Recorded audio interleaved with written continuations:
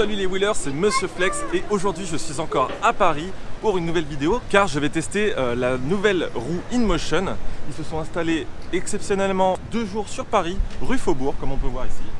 Et ils ont installé tous leurs modèles roues, trottinettes et évidemment leur nouveau modèle phare, la V10 et la V10F, et j'ai hâte d'essayer ça avec vous, c'est parti.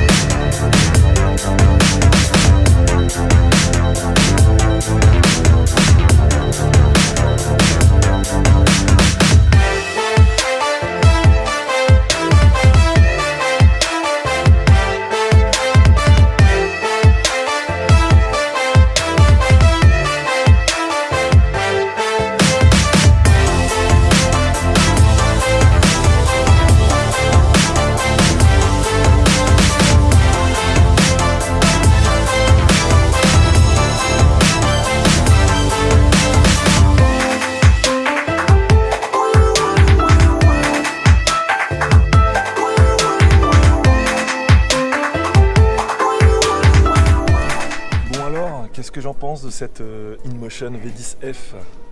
Et bah vraiment, je surkiffe cette roue.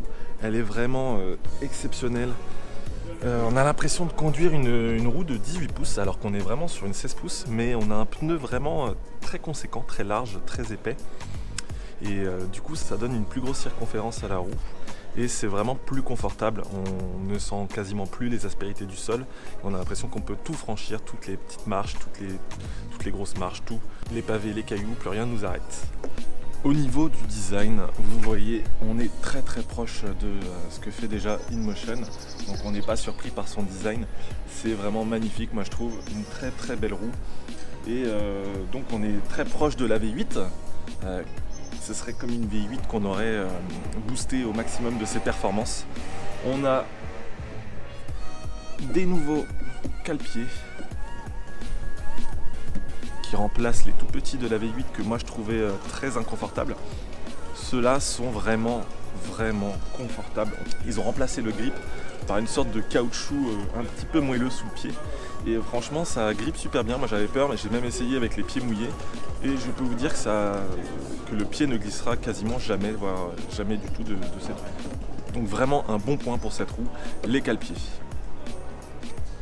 Ensuite, ce qu'ils ont rajouté par rapport à la V8, c'est cette petite mousse latérale qui existe aussi sur la V5 il me semble. Et du coup on se retrouve avec une roue très confortable à conduire. Dans les virages, dans les accélérations, on n'a pas du tout mal pendant toute l'utilisation. Le petit point fâcheux pour certains, le trollet cette fois-ci qui n'est pas intégré à la roue comme sur la V8. On retrouve le trollet de la V5 et esthétiquement pour moi c'est une petite faute. Mais après côté pratique, je la trouve peut-être plus pratique que celle de la V8. Le fait que le manche soit plus haut et plus solide, vraiment c'est plus utile je pense. Après effectivement regardez, si je le baisse, voilà donc effectivement c'est dommage, ça casse un peu la ligne de la roue. Mais bon, après il est livré en option, vous n'êtes pas obligé de le mettre. Moi je vous conseille parce qu'un trollet ça aide souvent quand on fait de la roue.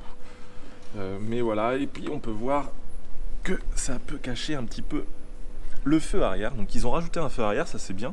D'ailleurs qui, quand on freine, va s'allumer un peu plus fort. Mais voilà, avec le trollet, donc si je me place au-dessus, on ne le voit pas trop bien. Par contre, quand on est loin derrière ou un peu plus bas, il est visible. Donc je pense qu'il est visible par les voitures. Mais voilà, de proche, on ne le voit pas trop bien. Ensuite, on a le célèbre feu avant de la roue. On peut voir aussi qu'il y a des haut-parleurs avant. Donc là, on les voit ici, juste ici. Et des haut-parleurs arrière, donc caché par le trollet. Alors attendez que je le soulève. Voilà, à l'arrière. Ce qui fait qu'on a vraiment une puissance sonore améliorée. Et il me semble même qu'on peut mettre de la musique. Ensuite, on a le petit bouton d'alimentation qui est juste ici, donc exactement comme sur les autres modèles de la marque.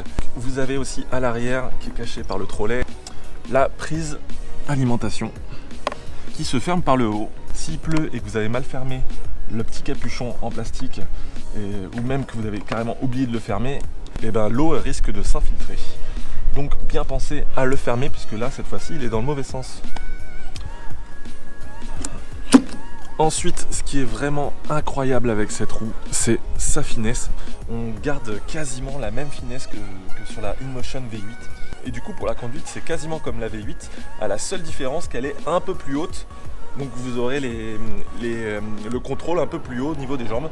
Mais c'est quasiment pareil, ça demande juste un petit temps d'adaptation au début. C'est toujours ça quand on change de roue de toute façon. Plus vous roulez, plus vous vous rendez compte que la roue est assez fine.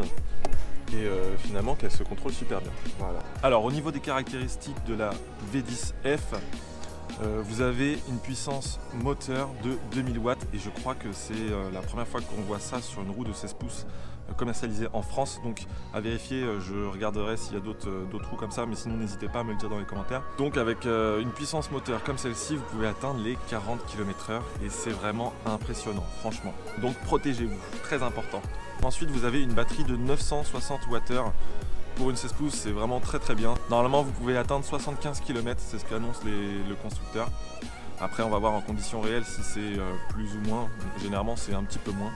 Mais voilà, selon la vitesse que vous aurez, le poids et tout ça, c'est toujours pareil pour les roues. Ne vous attendez pas à chaque fois à faire ce que vous annonce le constructeur. Prévoyez toujours un petit peu moins. Ensuite, la charge maximale de la roue, c'est 120 kg. Et elle pèse 20 kg. Alors 20 kg, je ne sais pas si vous vous rendez compte, mais ça pèse son poids. Alors 20 kg, c'est normal, toutes les roues qui auront des grandes performances seront lourdes. Il faut bien stocker les batteries et les batteries, ça pèse son poids. L'avantage quand même de cette roue, c'est qu'elle est fine.